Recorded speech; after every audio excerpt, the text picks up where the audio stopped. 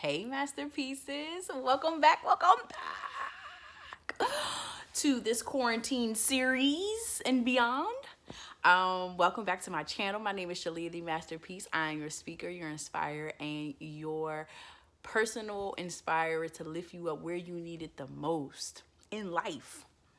So, the word of the week, if you don't know, every week I choose a word that correlates with life, correlates with who I am, correlates with what I aspire to be, and what I aspire to do.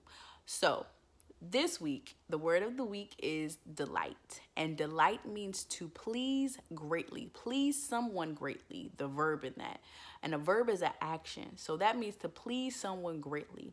So while you're at home quarantining and you're in this pandemic, I want you to please God. Please God in how you show love and spending time with your kids, spending time with Him, getting up, reading your word, worshiping, creating your vision boards or redoing your vision boards, redoing your goals. Do things that are going to be pleasing to Him. And the main thing I want you to do during this pandemic is do not lose your faith. You were not given the spirit of fear, but of love, power, and of a sound mind. So operate in those three things. So the word of the week is delight. All right, let's get to the real juice. So, this episode is my overcoming of fear and depression.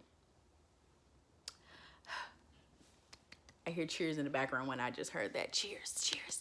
I did it. God did it. He did it. He did it. Devil, you a lie. But anyway, let me not gloat. Anywho, so I am an overcomer of depression and anxiety. I dealt with anxiety and depression for over 10 plus years. My major episode of where I knew I was depressed was the first 5 years of my marriage. I haven't been married long, but it was the 5 years of my marriage. My anxiety, it still tries, but it has no room over here or authority, nor does the depression. But the depression, I really had to just really kick its butt and really tell it had to go. And there's going to be a part 2 to this. First, we're going to talk about this overcoming depression, and then we're going to transition into the next video, overcoming anxiety. So, overcoming depression. I really struggled with my depression within my marriage because I was 25. I had goals and aspirations that I wanted to complete while I was in my 20s and things of that nature. And I got married, and it didn't pause, but it was different than what I was expecting. So, marriage tip. Before you get married, think it through. And I'm not going to say I didn't think it through, but I didn't see the full thing before I got into it. Not saying that I didn't want to be with my husband and didn't see those things, but those challenges that came up in marriage, I knew they were real. However, I was determined not to go through them. But do you know, and anybody who's married watching this, you know when you have two different people, challenge is going to happen. My parents had, and it's so crazy because my parents had just got a divorce before I got married. So for a very long time, I wanted to be married and all of these things. And then my parents got a divorce. So at that time, I resented marriage. I didn't like marriage. I didn't want to be married. I didn't want to I just didn't want it. Until, and this is tool number 1 when it comes to depression and marriage, and not marriage, but mainly depression. Know who you are. I knew I wanted to be married, and I had gotten to a place where I had to stop looking at my parents' situation as my own situation when it wasn't. And I had to know and understand who I was in my marriage. And you're married in marriage and just life, period. You're going to forever be growing and knowing and understanding who you are. So when I got married, I was ready. I was like, all right, I got this. And then when I got in it, I was like, Lord, this ain't it. This ain't it, God. So I became depressed. I was depressed really bad. And I didn't, and the crazy thing about depression is you don't really know. I'm gonna speak for myself. I didn't know how serious or how bad I was depressed until I got out of it.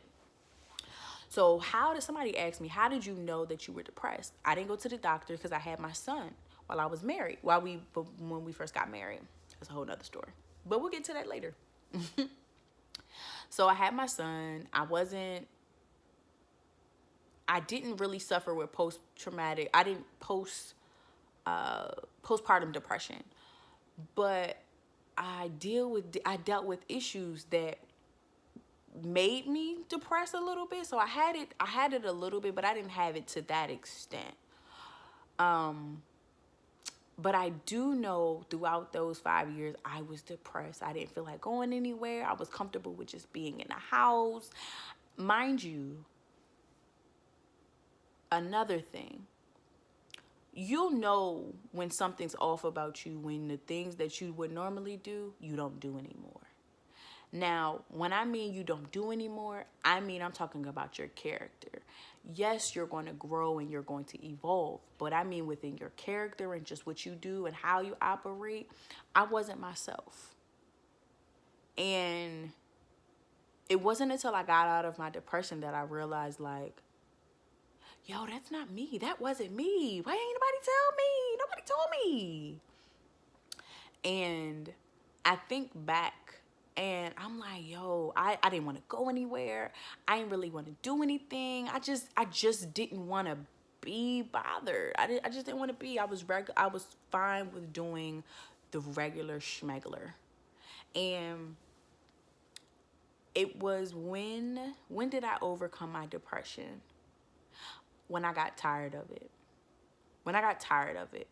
When I got tired, I've got tired of doing the regular, just really getting really sad about everything, really getting angry about me not fulfilling my purpose, or me not looking for someone to rescue me out of and tell me and put me directly into my purpose. And I just got tired. I really just got tired of being depressed, and just the feeling of just my light dying out, or feeling like my light was dying out. And I came here and I wanted to just share my story with overcoming depression and anxiety, because this is a time where a lot of people can get depressed by the news, by the virus, people's family getting affected by this, people dying. There's a lot of times in our lives where there will be things that can get us depressed, but I'm here to let you know that you are an overcomer. The things that you are going through and the things that you see aren't your final destination. Depression isn't your final destination. Anxiety isn't your final destination. This pandemic isn't our final destination.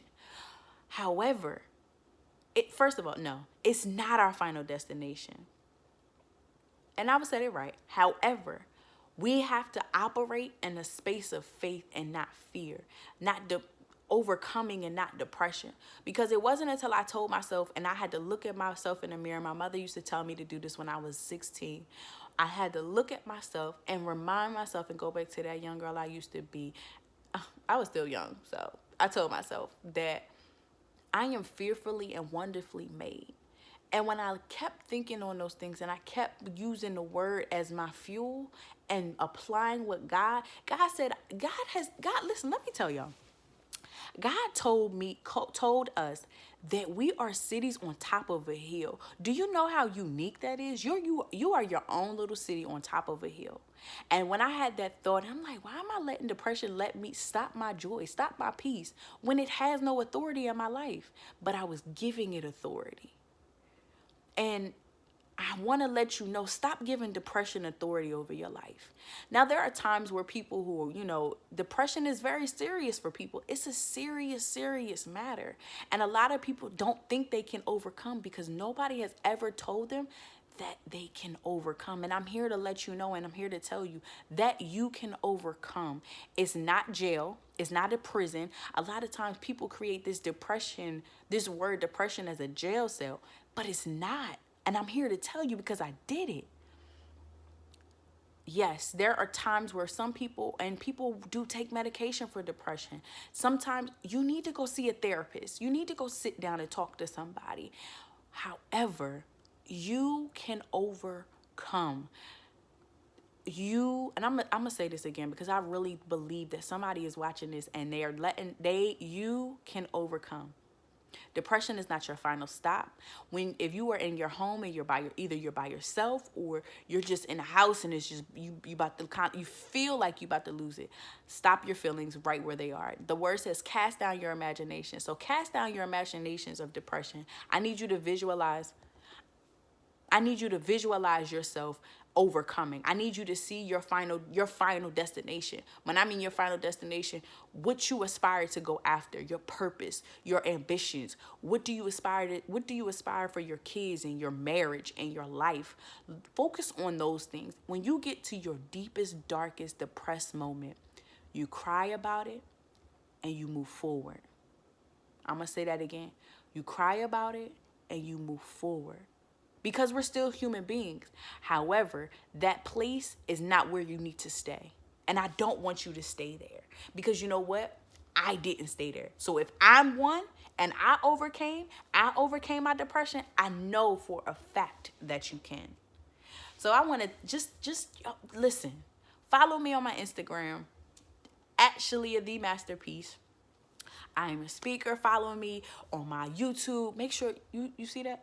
The subscribe button is up there. Subscribe and share this video. I love you. I love you. I love you. If nobody told you today, I love you. And you can overcome. Go around your house right now and tell you I overcame. I overcome depression. I overcome anxiety. I overcome fear. I overcome being comfortable in my mess. You got this. Stop playing with your life and overcome. Because you got it. You understand me? Get in your word. Surround yourself with love for your family. Surround yourself with love for yourself, by yourself. All right? I love you. Shalom.